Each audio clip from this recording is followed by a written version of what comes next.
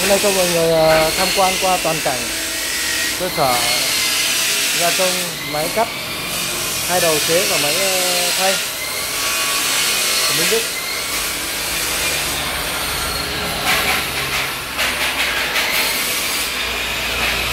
Xưởng nói chung là cũng không được rộng rãi cho lắm, hơi chặt.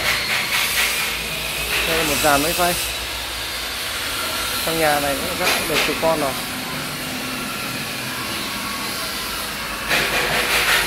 Ở đây nữa.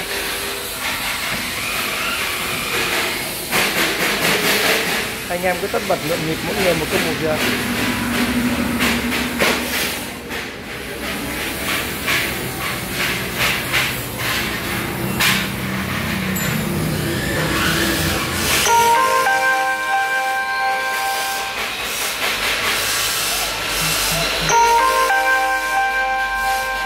Đây cắt máy phay này. Và cả đây là khuôn viên bên ngoài sân.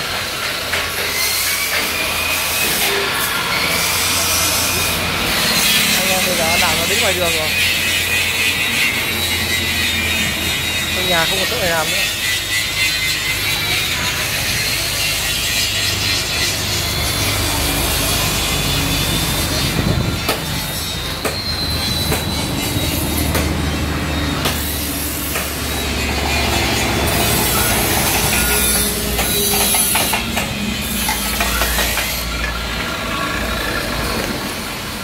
Tất cả sản phẩm bây giờ cũng đã được cải tiến từ điện này đến mồm của nhôm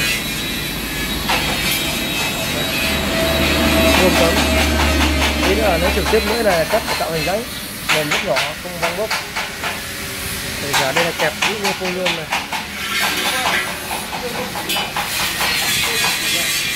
rất chắc chắn.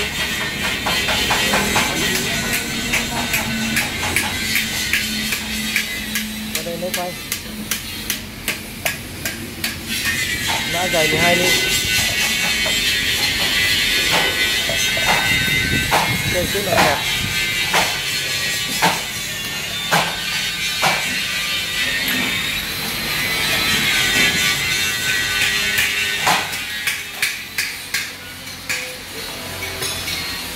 Hàng này bắt đầu là hôm nay là mùng 3 là ngày nó không mùng 3 tháng 3 âm lịch, ngày không đẹp lắm. Hôm nay em ở nhà điện đóm rồi là căn chỉnh máy, tiếp tục bắt đầu từ ngày mai mùng 4 lại tiếp tục đi giao hàng đến tận nhà cho các anh các em.